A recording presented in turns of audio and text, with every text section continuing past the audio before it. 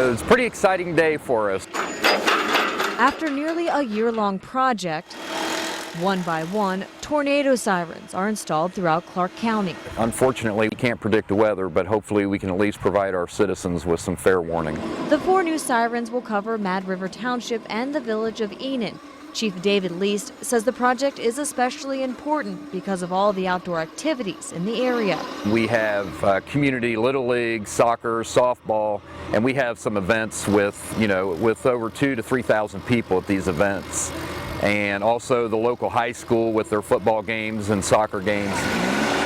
The sirens will also be valuable for those who work outside on a daily basis. We both like to cut grass.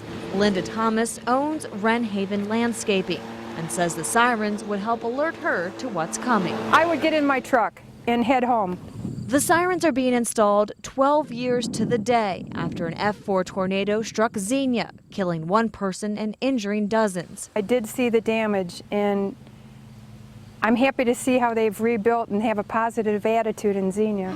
Chief Lai says it's just a coincidence that crews are working on the anniversary, but it does serve as a reminder of how important the project is for the community. Tornadoes aren't a Monday through Friday at 3 o'clock or certain times. They can happen anytime.